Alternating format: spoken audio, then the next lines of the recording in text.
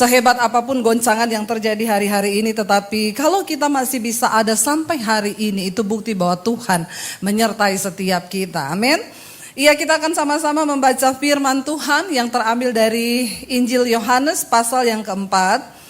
Iya, Injil Yohanes pasal yang keempat, judul perikopnya adalah percakapan dengan perempuan Samaria. Ya, judulnya ini luar biasa saudara, percakapan dengan perempuan Samaria.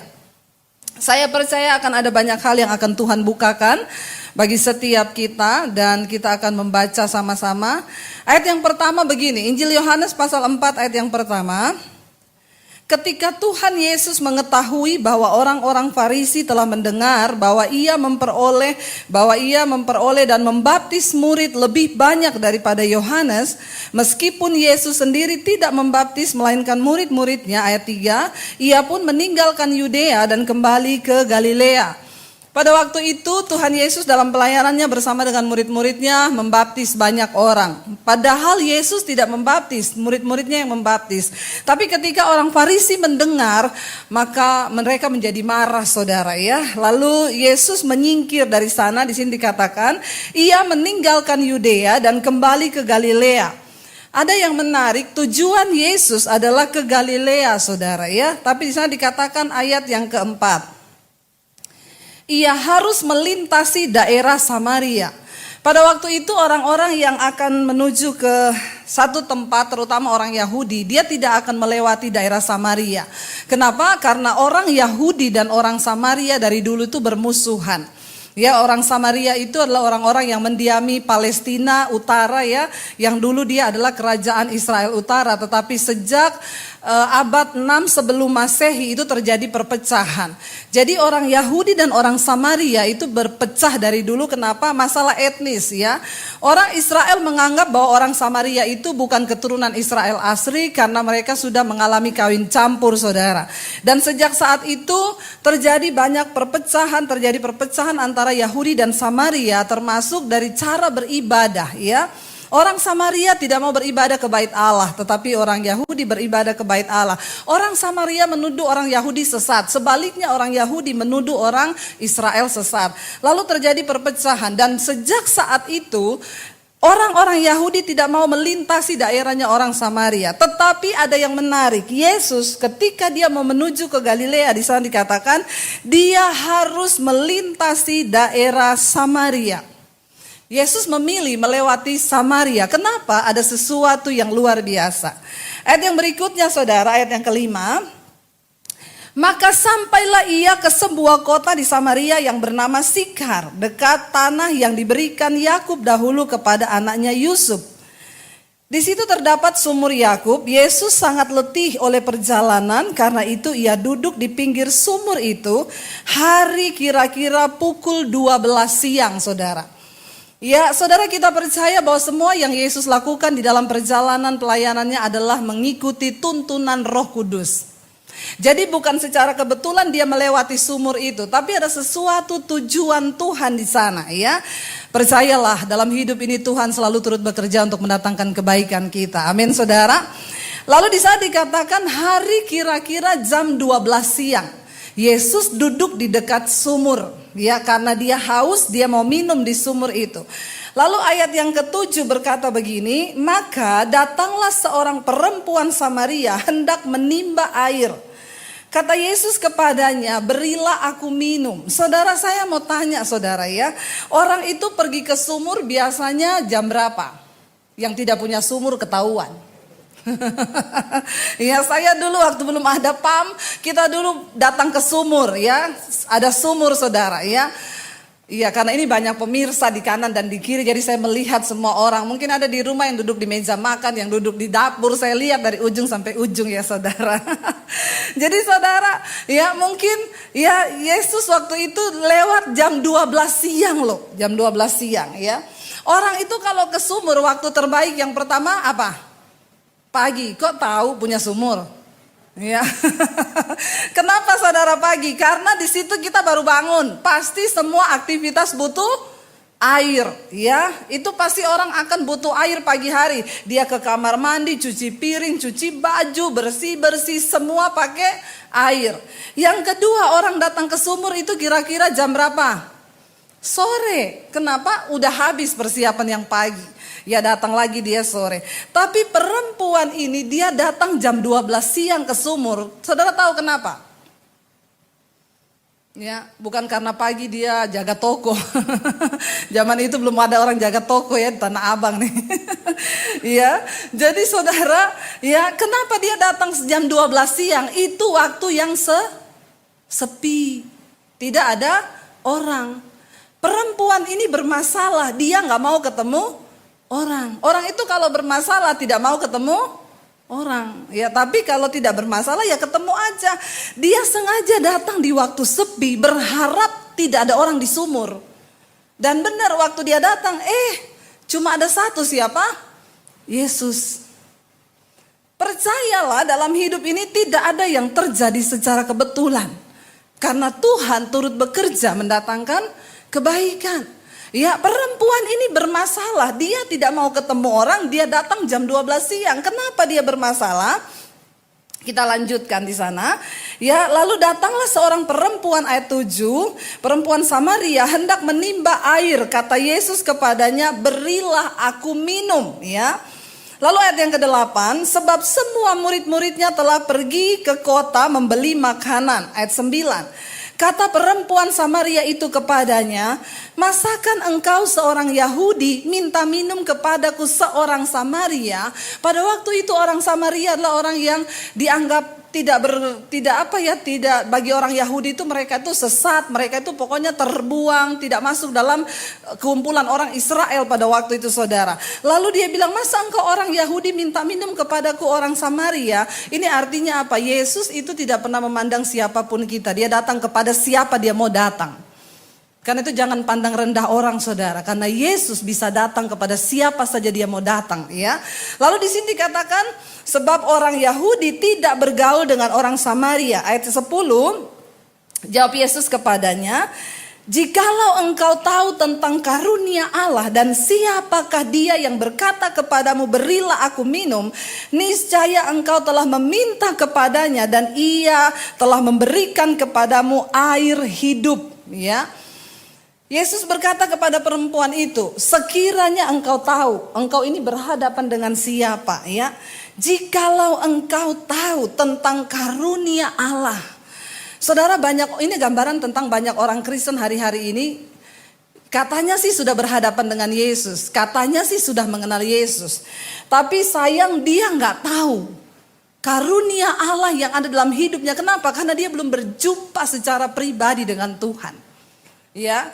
Kalau sekiranya engkau sudah berjumpa secara pribadi dengan Tuhan, Yesus bilang, kalau saja engkau tahu dengan siapa hari ini, kalau saja engkau mengenal siapa Tuhanmu, maka engkau akan menikmati segala yang baik dari Tuhan. Sayangnya banyak orang Kristen tidak mengenal Tuhan secara benar. Makanya hidupnya kacau balau, saudara.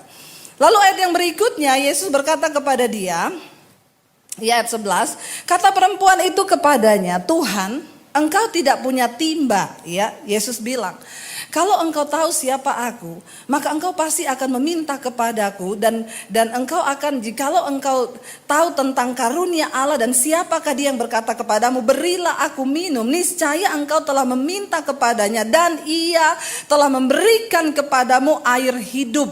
Ya.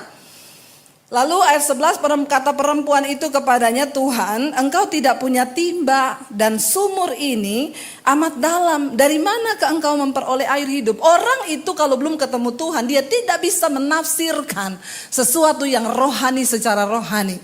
Yesus berkata tentang sesuatu yang sifatnya kekekalan, tapi perempuan ini menilainya dengan sesuatu yang sifatnya fana. Dia bilang apa? "Ya, engkau kan gak punya timba. Bagaimana engkau bisa kasih saya minum? Orang kamu aja gak punya timba."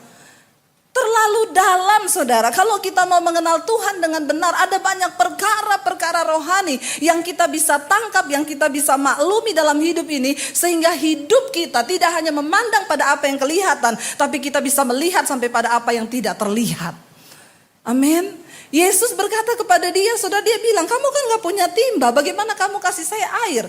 Sangat terbatas pemikiran dia, saudara. Lalu ayat yang berikutnya, ayat 12, dia berkata, adakah engkau lebih besar daripada bapa kami Yakub, yang memberi sumur ini kepada kami, dan yang telah minum sendiri dari dalamnya, ia serta anak-anaknya dan ternaknya. 13, jawab Yesus kepadanya, barang siapa minum air ini, ia akan haus lagi. Saudara, di mana-mana orang mencari air itu karena dia haus, dia pengen minum. Ya, tapi Yesus bilang sama perempuan ini, kalau kamu minum air ini, kamu pasti akan haus lagi. Saya kasih tema firman Tuhan ini, haus akan kepuasan. Ya, ini temanya dalam loh. Dalam sekali nih kalau saudara mau menggali, haus akan kepuasan. Orang lain kan haus akan air, minum air sudah kenyang, nanti haus lagi. Haus akan apa? Haus akan uang, ya. Lalu dia cari uang, ya. Ada orang yang haus akan jabatan, dia berburu jabatan sampai menghalalkan segala cara untuk dapat. Ada orang yang haus kasih sayang, ya pokoknya di mana-mana dia pengen disayang sampai jadi jablay karena jarang dibelai. Makanya bapak-bapak tolong istrinya itu dibelai supaya tidak haus kasih sayang, ya. Ini terjadi, saudara, wanita ini ternyata memang wanita yang bermasalah. Makanya dia datang jam 12 siang, dia gak kepengen ketemu orang. Dan Yesus tahu dia bermasalah, makanya Yesus pergi ke sumur itu. Saudara lihat ayat yang berikutnya, di sini dikatakan begini. Ya, ayat 14. Tetapi barang siapa minum air yang akan kuberikan kepadanya, ia tidak akan haus untuk selama-lamanya. Sebaliknya air yang akan kuberikan kepadanya akan menjadi sumber mata air di dalam dirinya, yang akan terus-menerus memancar sampai kepada hidup yang kekal. Kenapa saya bilang perempuan ini bermasalah dan saya kasih tema, judul tema khotbah hari ini adalah haus akan kepuasan. Dari sananya perempuan ini bermasalah, ya. Itu terbukti dari ayat yang ke-15, ya. Kata perempuan itu kepadanya, Tuhan, berikanlah aku air itu supaya aku tidak haus dan tidak usah datang lagi ke sini untuk menimba air. Kata Yesus kepadanya, pergilah panggil suamimu datang ke sini. Ayat 17, kata perempuan itu, aku tidak punya suami. Kata Yesus kepadanya, tepat katamu bahwa engkau tidak mempunyai suami, sebab engkau sudah mempunyai 5 suami, dan yang sekarang ada padamu bukanlah suamimu. Dalam hal ini engkau berkata benar. Kita baru menemukan persoalan dari wanita ini yang sesungguhnya. Dia memiliki 5 suami, yang 4 itu suami sah dan semuanya sudah bercerai, dan sekarang dia tinggal dengan laki-laki dan dia tidak menikah, dia kumpul kebo. Kata Yesus, dia bukan suamimu. Yang kelima, saudara, kenapa wanita ini melakukan hal itu? Ada sebuah kehausan di jiwanya yang tidak terpenuhi. Dia berharap ketika dia menikah dengan suami yang pertama, mungkin kepuasan itu akan datang.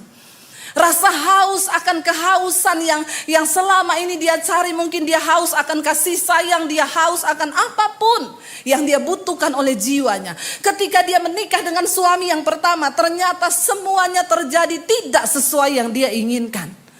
Lalu dia terpaksa harus mengakhiri dengan perceraian rumah tangga yang pertama. Kehausannya tidak terpuaskan.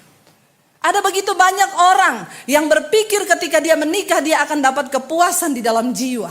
Ternyata ketika dia masuk dalam pernikahan, ternyata prewed tidak seindah afterwed. Jangan tertawa saudara, bertobat.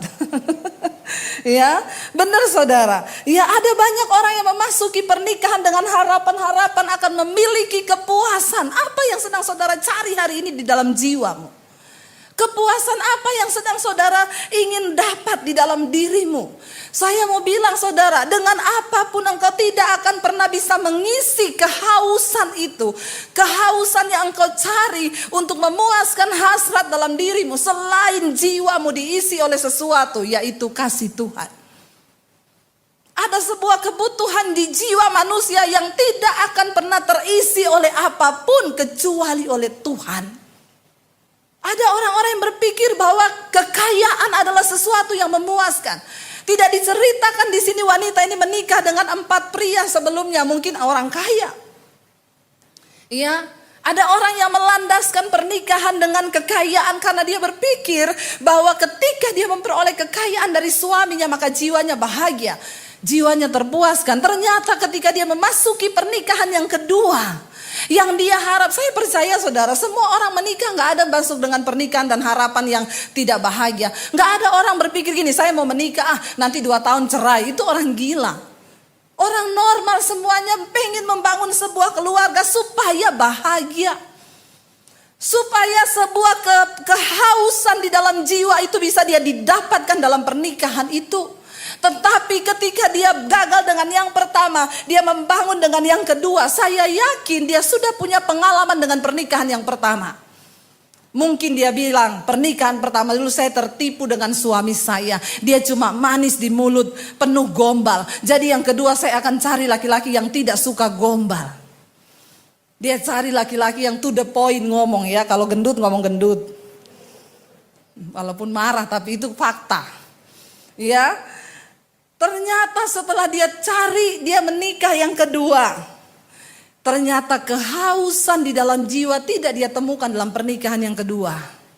Dan akhirnya berakhir di dalam perceraian lagi. Kenapa saudara? Karena ada sebuah kebutuhan di jiwanya yang belum terpenuhi. Lalu dia sedih pasti hari itu dan dia tidak berhenti mencoba. Ya, dia menikah lagi dengan yang ketiga. Ya, lalu dengan harapan dia sudah punya 2 pengalaman kegagalan. Pasti dia lebih berilmu. Sudah 2 kali gagal. Masa gagal lagi? Ya, orang bilang jangan jatuh ke lubang yang sama. Kecuali lubangnya banyak. Jangan membuat lubang sendiri saudara. Hari-hari ini saya banyak melihat. Ada orang konseling sama saya, Bu. Saya ini dulu nikah pertama gagal Bu. Lalu saya nikah lagi yang kedua gagal lagi Bu. Saya coba yang ketiga gagal lagi Bu. Ini saya sekarang sudah dekat juga sama duda Bu. Saya bilang jangan cari jodoh dulu, cari Tuhan. Ya, benar nggak? Dia bilang sama saya, Ibu doakan apakah ini jodoh dari Tuhan. Jangan cari jodoh dulu, cari Tuhan dulu. Ya kalau kamu temukan Tuhan, kamu jiwamu sudah terisi dengan kepuasan. Maka ketika engkau masuk dalam pernikahan, ya insya Allah itu pernikahan yang benar. Benar gak saudara? Lalu akhirnya dia bercerai yang kedua, dia menikah dengan yang ketiga. Pasti dengan sebuah pengharapan akan berbahagia. Tetapi ternyata dia gagal lagi untuk yang ketiga kali. Lalu mereka bercerai. Lalu Yesus berkata, iya benar kamu gak punya suami. Karena kamu punya 5. Ya. Dan yang sekarang yang hidup bersamamu bukan suamimu. Karena cuma kumpul kebo. Betapa kasihan perempuan ini. Jiwanya sangat bermasalah. Ada sebuah kehausan akan kepuasan yang dia cari. Tapi dia gak temui di dalam 5 laki-laki. Saudara. Hari ini engkau sedang haus akan apa? Mari kita cari Tuhan sungguh-sungguh. Kenapa? Cuma Dia yang sanggup memuaskan semua kehausan di dalam jiwa. Yesus sedang berbicara kepada kita lewat cerita ini. Saudara pikir ini cerita yang tidak cuma begitu aja ditulis? Enggak. Perempuan ini adalah gambaran saudara dan saya.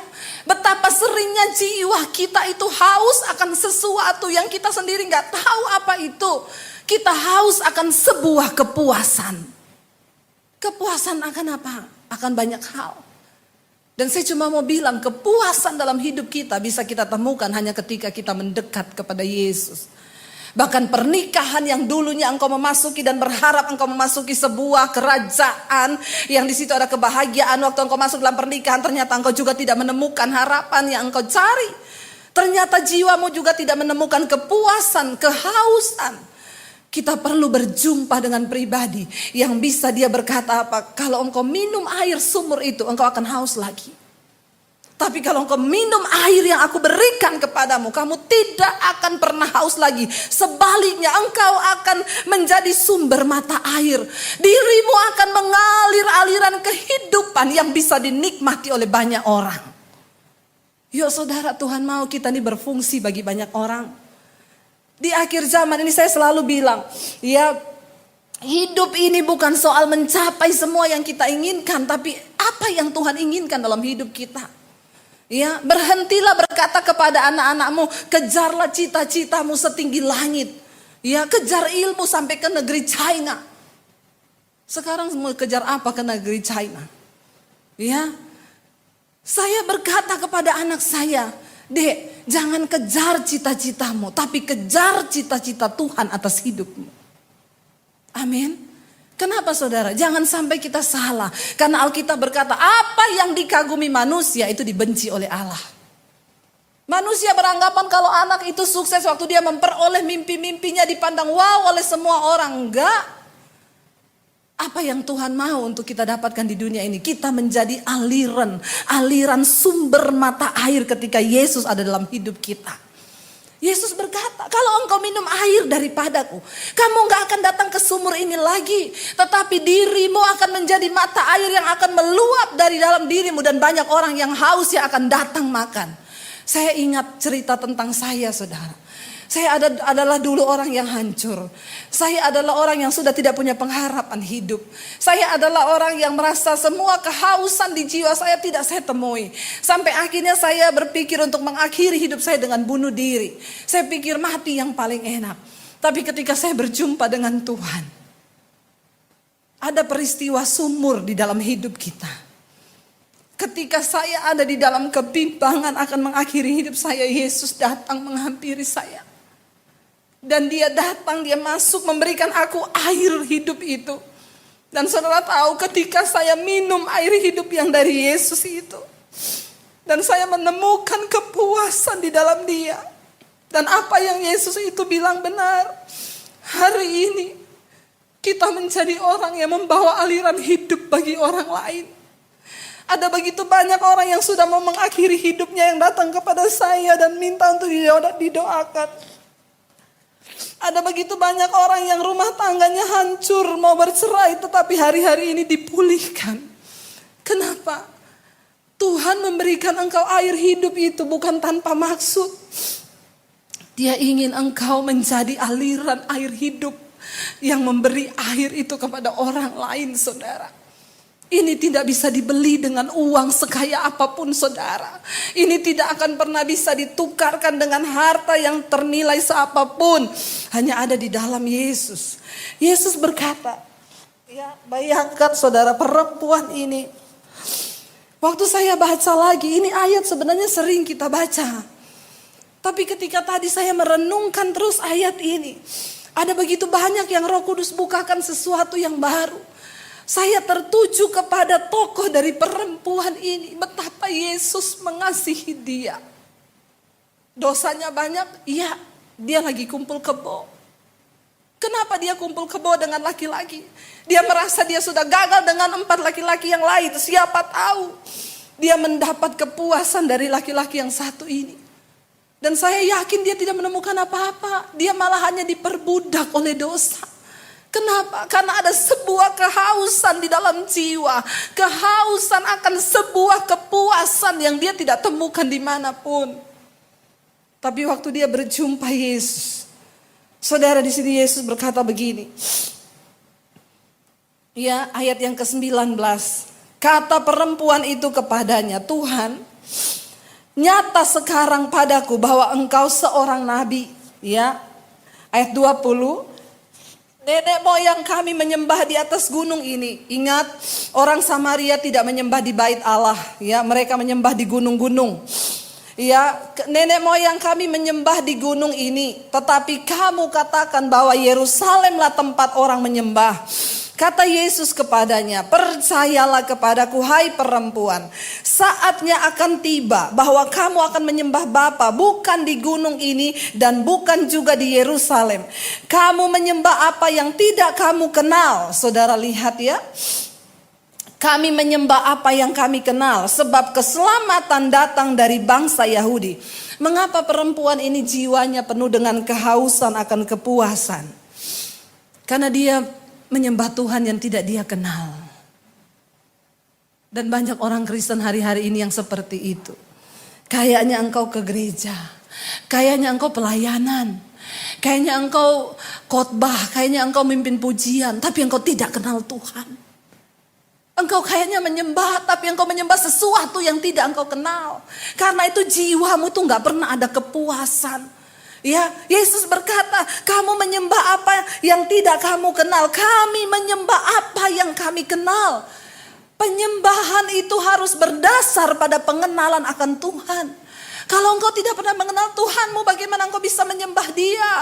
Bagaimana engkau bisa meneteskan air mata ketika engkau berkata, engkau baik Tuhan, engkau baik. Hanya orang-orang yang pernah merasakan kebaikan Tuhan yang bisa bercucuran air mata dan berkata, engkau baik Tuhan. Kita perlu mengalami perjumpaan pribadi dengan Tuhan.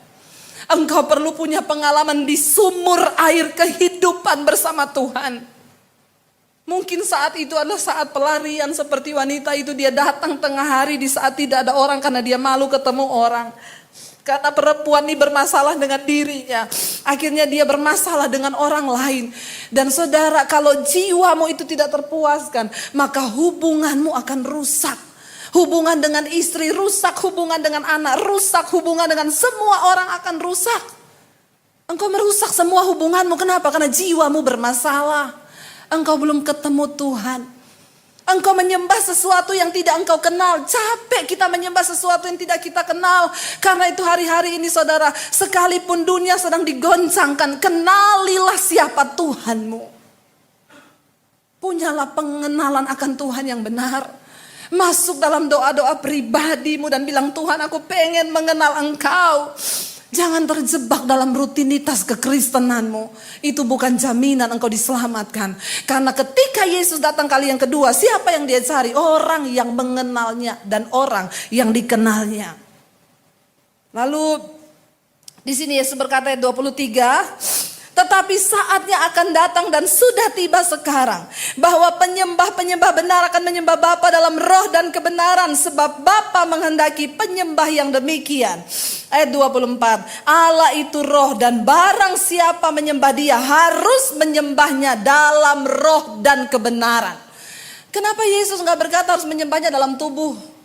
Saudara, kita adalah manusia roh, tubuh ini cuma casing. Satu saat casing ini akan rusak. Jadi jangan pernah menipu Tuhan dengan semua gerakan tubuhmu seolah-olah itu rohani, menyenangkan hati Tuhan. Tuhan gak tertarik. Dia tertarik dengan manusia batiniamu, di mana rohmu itu dibaharui dan engkau menyembah Dia di dalam roh dan kebenaran. Engkau punya hubungan yang intim dengan Tuhan. Engkau punya hubungan yang intim dengan Dia, dan engkau hidup di dalam takut akan Dia, di dalam roh dan kebenaran. Kenapa? Tuhan sedang mencari orang-orang yang mau menyembah Dia dalam roh dan kebenaran. Ya, ingat, tubuh kita ini cuma casing loh. Satu saat kita semua akan mati. Tapi orang-orang yang mengerti kebenaran ini, kita tidak perlu takut lagi dengan apapun. Kenapa? Manusia yang sesungguhnya kita itu adalah manusia roh kita. Bapa itu roh, Dia mencari penyembah yang menyembah Dia dalam roh dan kebenaran. Ayat yang berikutnya saudara, jawab perempuan itu kepadanya, aku tahu bahwa Mesias akan datang, yang disebut juga Kristus. Apabila Ia datang, Ia akan memberitakan segala sesuatu kepada kami. Kata Yesus kepadanya, di situ dikatakan, ya, kata Yesus kepadanya, akulah Dia yang sedang berkata-kata dengan engkau. Pada waktu itu datanglah murid-muridnya dan mereka heran bahwa Ia sedang bercakap-cakap dengan seorang perempuan. Tetapi tidak seorang pun yang berkata, apa yang engkau kehendaki atau apa yang engkau percakapkan dengan dia. Maka perempuan itu meninggalkan tempayannya di situ. Lalu ia pergi ke kota. Perhatikan dan lihat, ketika perempuan ini berjumpa dengan air hidup yang benar itu, tadi dia takut ketemu orang. Dia datang ke sumur sembunyi-sembunyi jam 12 siang di saat sumur sepi. Tapi waktu dia ketemu Yesus, tiba-tiba semua kehausan dalam jiwanya itu terisi oleh Tuhan. Dia gak minder lagi. Dia gak malu dengan keadaannya. Alkitab berkata perempuan itu meninggalkan tempayannya di situ.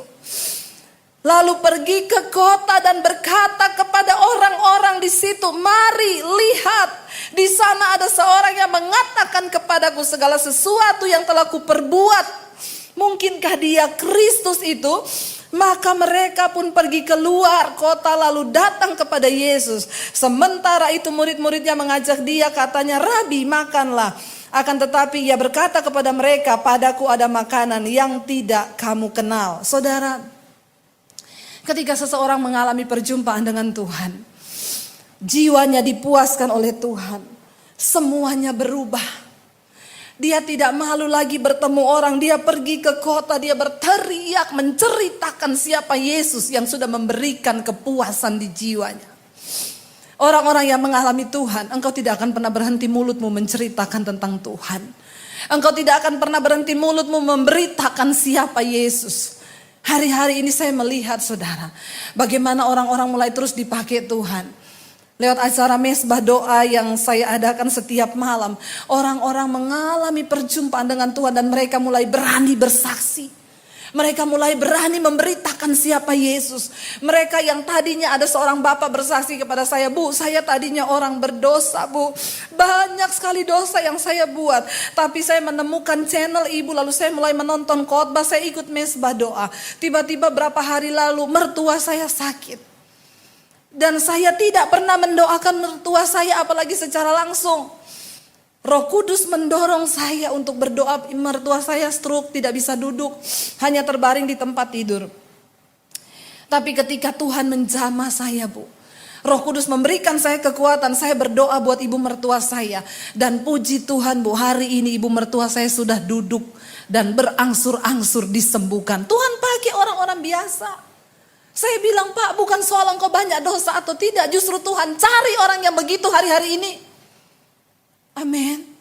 Saya berkata, bukan pendeta. Tidak ada pendeta hebat yang bisa menyembuhkan saudara. Tuhan bekerja lewat hidup kita. Hari-hari ini kerajaan Allah sedang dibangun di mana-mana. Karena itu hati-hati orang Kristen yang sudah tertanam lama di gereja. Jangan tertipu dengan kegiatan dan rutinitasmu di gereja. Itu bukan jaminan. Mari mulai bergerak di dalam kerajaan Allah. Ikuti Tuhan kita, Tuhan yang bergerak. Jangan jadi Kristen yang mati, yang stuck. Kita mau berkata, "Tuhan, aku mau berada di mana, di tempat di mana engkau berada." Saudara pikir Yesus kurang kerjaan mampir di sumur itu? Enggak, ada sebuah rencana. Perempuan ini akhirnya menjadi penginjil yang memenangkan kota Samaria bagi Kristus loh. Wow. Waktu kita mati satu saat nanti, Tuhan gak tanya berapa deposit yang kamu punya. Berapa ruko yang kau miliki ketika ada di dunia? Mobilmu tuh merek apa? Tidak ada satupun Tuhan tanya. Berapa jiwa yang sudah kamu bawa bagiku? Apa yang sudah engkau perbuat bagiku selama engkau ada di dunia? Ingat baik-baik saudara, kita ada di hari-hari yang singkat. Mari bangun dari tidurmu, yang mati bangkit, bertemu dengan Yesus secara pribadi. Bilang, "Tuhan, hadir dalam hidupku. Masuk dalam hidupku." Kita akan menyembah Tuhan. Saudara, ya saya percaya ketika engkau berjumpa dengan Tuhan secara pribadi, ada pengalaman sumur dan engkau minum air kehidupan dari Kristus, maka hidupmu akan dipulihkan dan engkau akan menjadi sumber mata air bagi banyak orang. Biar hari ini kita mau berkata, "Terima kasih Tuhan, karena engkau sudah memilih kami dan engkau hadir dalam hidup kami. Kami bersyukur Tuhan, kami bersyukur. Terima kasih Bapa. Kami bersyukur kalau engkau hadir di hidup kami. Engkau bahkan gak lihat kami ini berdosa atau tidak. Seperti perempuan yang jiwanya sakit, yang haus akan kepuasan itu dan dia tidak menemukan dimanapun. Tapi ketika dia berjumpa engkau, semuanya berubah.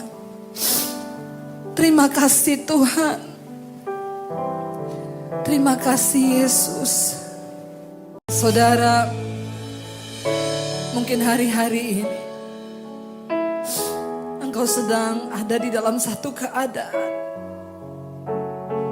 Jiwamu sedang tertekan. Ada sebuah kehausan akan kepuasan untuk apapun. Bahkan seringkali engkau sendiri tidak menyadari apa yang sedang aku cari Tuhan. Apa yang sedang aku takutkan. Bahkan seringkali engkau sendiri tidak memahami. Datang pada Yesus. Dia menyediakan air hidup. Air yang ketika engkau minum, engkau akan memperoleh kepuasan yang sejati, bahkan yang tidak dapat digoncangkan oleh dunia ini. Sekalipun dunia berubah, sekalipun bumi bergoncang, orang yang tinggal dalam hadirat Tuhan, orang yang minum air kehidupan dari Yesus, mereka tidak akan tergoyahkan. Karena kita menemukan sesuatu yang sejati dalam hidup kita. Datang pada Tuhan hari-hari ini. Mungkin hari ini engkau tidak berbahagia dalam rumah tanggamu. Mungkin ada istri-istri yang berkata, aku berpikir aku memasuki pernikahan dan aku akan mendapatkan kepuasan dari kehausanku selama ini, tetapi aku kecewa. Mungkin ada suami-suami yang berkata demikian sebaliknya. Hanya Yesus yang dapat memuaskan hasrat hatimu. Hanya Dia yang bisa penuhi jiwamu hari-hari ini. Mari kenali Dia, saudara. Mari katakan, Tuhan masuk dalam hidupku. Tuhan, beri aku air-Mu itu, Tuhan. Beri kami air itu, Tuhan. Kami rindu, kami ingin minum, Tuhan, hari-hari ini. Engkau yang sedang tertekan, engkau yang sedang mengalami persoalan yang berat hari-hari ini, katakan, Tuhan. Mari berseru kepada Tuhan, saudara. Hanya di bawah kakinya kita bisa datang. Hanya waktu engkau berjumpa dengan hadiratnya, maka engkau akan mengalami kepuasan itu. Kami boleh ada sampai hari ini itu kemurahan Tuhan. Kami mensyukuri keluarga kami, rumah tangga kami, suami, istri, anak-anak kami. Engkau yang memuaskan hasrat di dalam jiwa kami, Tuhan.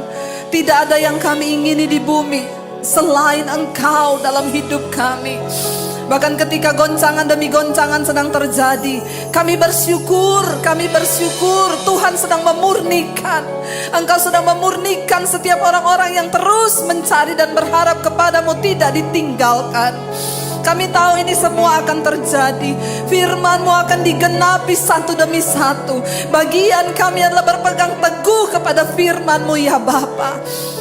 Tuhan, kami tak berdoa untuk anak-anak-Mu, umat-Mu, jemaat-Mu hari ini yang sedang menyaksikan ibadah ini, Tuhan, dimanapun mereka berada.